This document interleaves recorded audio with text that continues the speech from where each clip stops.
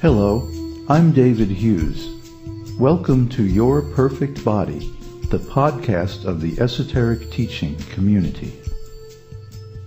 The following is a class on Bhagavad-gītā as it is, given at New Talavan on March 26, 2006.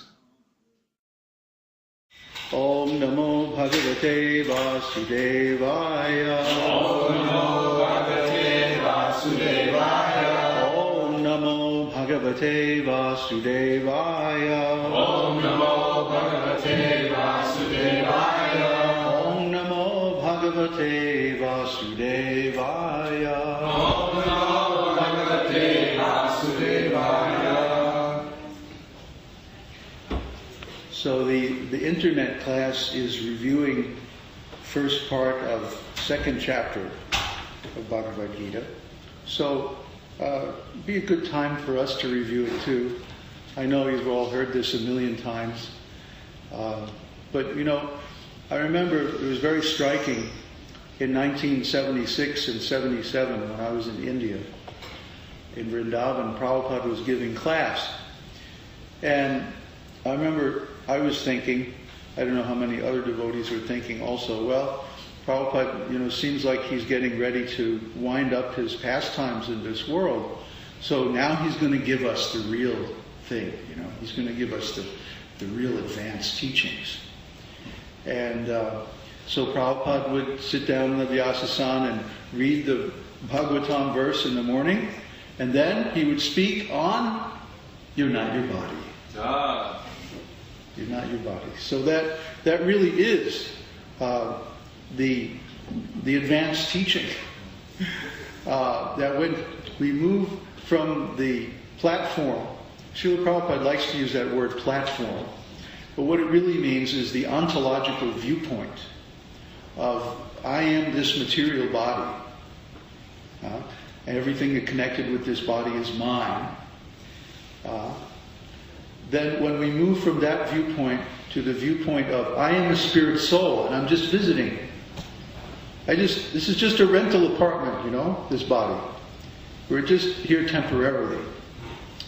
And then we go on. And at the time we leave this body, we have a chance to go to another body in the spiritual world. And that's really the aim of yoga. That's really the aim of Bhagavad-gītā. That's really the aim of philosophy and devotional service and Krishna consciousness. And that's really the advanced teaching. That's it. There's no secret in the sense of some obscure, esoteric, deep, philosophical thing that requires a PhD to understand. No. Because Dharma is for everyone. Otherwise, it's not really Dharma. Just like Sri Kṛṣṇa, he's speaking Bhagavad-gītā on the battlefield before both the friends and the enemies. He's impartial. He's not taking sides in that sense. He's taking sides in the sense that he's helping Arjuna. But he swore that he would not fight in the battle of Kurukshetra. He would remain neutral. And then when he spoke Bhagavad-gītā, he spoke for everyone to hear, so everyone could get the benefit. So in the beginning of Bhagavad-gītā, in the first chapter, it's like the setup. Arjuna asked Krishna to bring the chariot between the two armies so that he can see who's fighting there. And then he takes a look over the assembled warriors, and they're all his friends, his relatives, his cousin brothers, his uncles, his nephews, his sons and grandsons. Even his guru is there on the other side. And Arjuna becomes dismayed. Oh, how can I fight with all these people? They're so closely related to this body. Isn't it? And he was becoming bewildered and he was lamenting.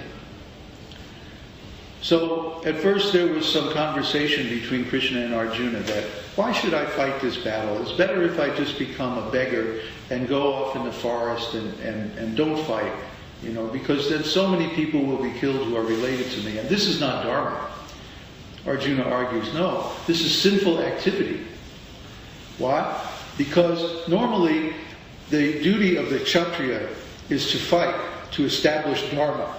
So then if I fight my own relatives, and even my gurus, this is not dharma. So this is against the duty of Kshatriya, Arjuna argues.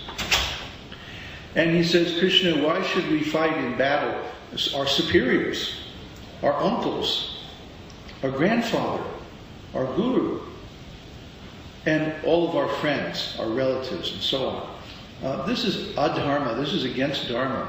He says this will leave so many widows, this battle. And then those widows, they can become exploited by unscrupulous men, and from them will come unwanted progeny, and the whole peace of society will be lost. That's Arjuna's argument, in a nutshell. And then finally, he gets to the end of his argument, and he realizes, well, I still haven't solved my problem, because whether I fight or I don't fight, whether I win or I lose, I'm still not going to be happy. Either way I choose. And this is all of us. This is our position in this world. In this world, we're always having to choose between the lesser of two evils. Should I take this job or that job? Should I marry this person or somebody else?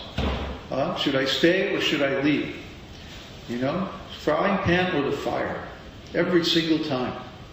And nothing is really perfect in this material world, so every choice we make, we know, is going to result in some kind of suffering, some kind of inconvenience, some kind of unwanted conditions in our lives. So we're constantly in this dilemma, the same dilemma that Arjuna was in on the battlefield of Kurukshetra. Maybe not to the degree, it wasn't like the kingdom of the whole world. The emperorship of the whole world was depending on the outcome, like in Arjuna's case. But even in a smaller sense, every decision that we make is similar to this. It's the existential human condition. This is what we experience every day. Okay, it happens to all of us. So finally Arjuna said, okay, Kṛṣṇa, I can't solve this problem by myself. I surrender to you as Guru. Sishyas teham. I become your sishya, your disciple, and a soul surrendered unto you. Vadimam prapanam. I surrender unto you. Now, please instruct me.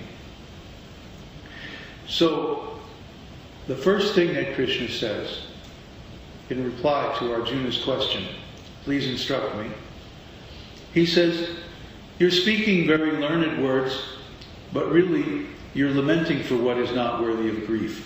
The wise lament for neither the living nor the dead. So indirectly he's calling Arjuna a fool.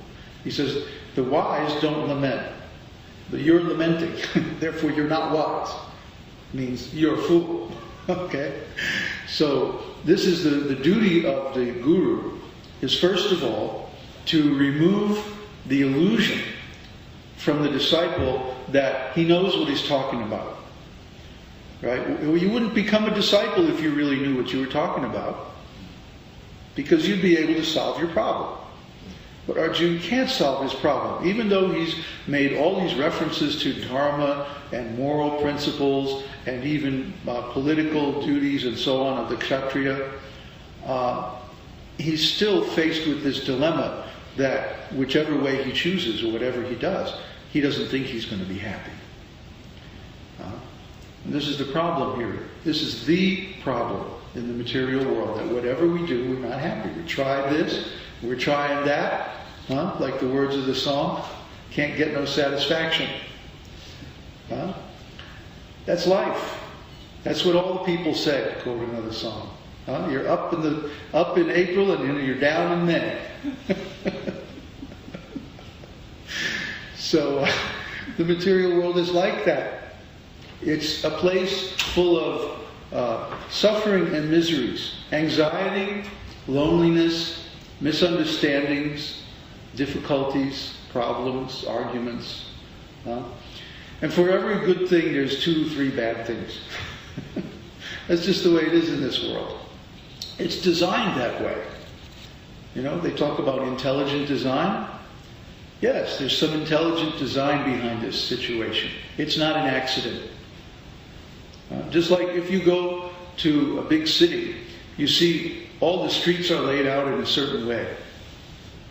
You know, there's houses here, stores over there, factories on this side, utilities are over there, then the wires come out, and the pipes laid out a certain way, streets laid out, traffic lights, everything is designed a certain way. It's designed that way.